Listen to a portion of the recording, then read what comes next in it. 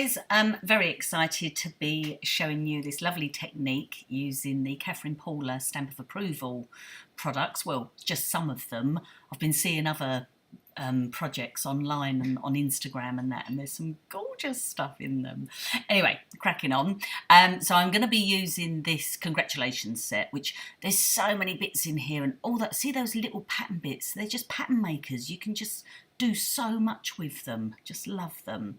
Anyway, this is the Kaleidoscope background stamp. This one doesn't come in the Stamp of Approval, but you can get that from Catherine Paula, and it's lovely. Love red rubber because you can just do whatever you like with it. It really doesn't matter. Now I'm just showing you, on the Mini Misty, I've taken out the innards to allow for the thickness of the red rubber stamp. And when I say you can do anything you like to them, you can use archival ink on them, and you can leave archival ink on them if you like. It's not going to do anything to it like it does with the photopolymer stamps. So you can just be a bit rougher with them. Just love them, and they give a really nice impression. Anyway, so I'm using a 10th fold card and then a panel, and I'm just going to position that.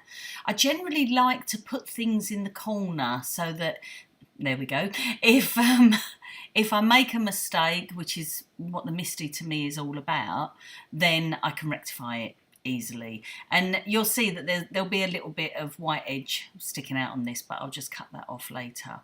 So I'm using 3 of my favourites.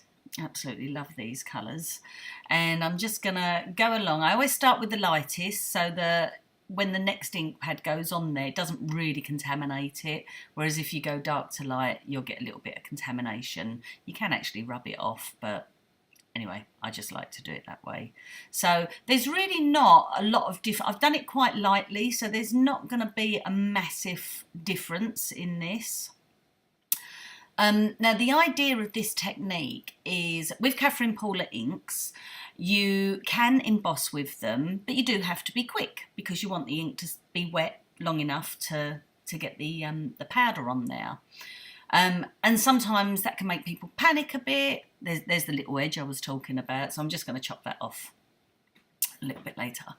So one thing I do want to make sure, I want to clean my stamp, make sure there's no ink residue left on that, but I also want to dry the bit that I've just done. I know that sort of goes against what I'm just saying, but I want to just make sure it's all dry. And the reason I'm doing that is because that's actually going to set the ink, so that when I put the clear embossing pad on top of the stamp, it's not going to affect the ink at all. And I'm going to use the Catherine Paula by Wow Wanderlust powder, which is just absolutely beautiful. It's sort of a clear sparkle, but it's just really, really gorgeous. I love it. So I've got the card back in the Misty. The stamp stayed exactly where it was, so it should all be back in its position. And I'm now inking up the whole of the stamp with the Wow Clear embossing pad. This is a really slow drying ink. It's absolutely brilliant. It's actually a sticky ink rather than a wet ink, so it means it stays open a lot longer. So make sure that you're back in exactly the same position. You'll soon find out if you're not once you get your powder on there. And because it's a large stamp and because it's thick red rubber, I really sort of push down a lot onto it and give it a bit of welly. I don't know why I took it off camera there, sorry about that. So take it out, and now I'm just going to sprinkle it all over with the Wanderlust. And it doesn't matter how much you put on there because I'm working on a bit of paper. It's all going to go back into the pot, but I just want to make sure the whole thing is covered, and just give it a light little tap in just to get all the little extra pieces off. And then make sure you pop it back in the pot. It really is beautiful, this Wanderlust. If you haven't got it, you need it. It's lovely. Okay, so now we're going to heat set it. And I'm using the new heat tool from Wow, which is a dual speed one, so I'm using it on fast, but I've actually sped this up as well. And you'll notice I'm heating from underneath. I do prefer to do that whenever I can. it just gives a nicer finish. So it really doesn't show up very well on the camera, so I do apologise for that, but you can just see sort of that ombre effect going on with the inks, and then it's got that sparkle all over the top. So what I'm going to do now, I want to give a border, an edge around the card base. So I've actually put I've put a piece of paper in between the card, so that as I go around it, it's not going to affect the inside. So it just goes onto the paper. And this is just fabulous. It looks sort of messy. It looks like it's far too dark, but it actually dries perfectly. So like if you look in that top left-hand corner, it just looks like a lot darker there than in other areas. But once it dries, it's just absolutely perfect, and it'll dry a lot lighter as well, so bear that in mind.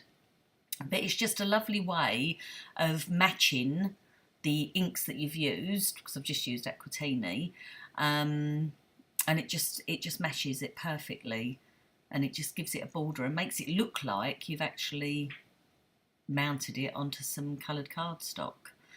So I'm going to use one of the congratulations sentiments. So again, I put my bit of card right in the corner of the Misty, and then I'll lay the stamp on it to line it up. And this bit of card just so happens to be cut to the exact size that I wanted. So just get that positioned on there, close your lid, and that'll grab your stamp. I love these mini Misties, they're really nice and easy to work with. I'm just going to pop that back in the corner again. And again, I'm going to use Aquatini. One, because it's my favourite colour. And two, obviously, because it goes with the border. So I'm just going to stamp that down. And the nice thing about this is if I mis-stamp in any way, I'm not happy with it, then I can just redo it. So, but I was very happy with this. There we go, got congratulations. And again, that's going to dry a little bit lighter as well. So just bear that in mind with your inks. And I'm just going to pop some double-sided adhesive down and get that stuck on. These could make fantastic, you know, get rid of the glitter, the embossing glitter on there. And these will make fantastic masculine cards as well. Just a simple design like this. And Catherine's got loads of lovely, lovely background stamps, really nice. So you should go and take a look at catherinepaula.com, and especially the stamp of approval kits.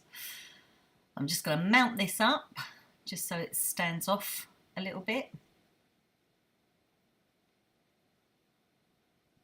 And then I'm just going to stick it down, probably a third down from the top, 2/3 up from the bottom. Oh, nearly done it upside down. Just caught myself then. I'm just going to pop that on.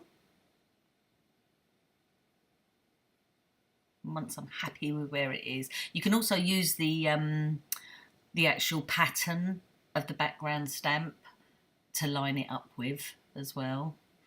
And then I'm using Catherine's Aspen sequins again, because I just love sequins.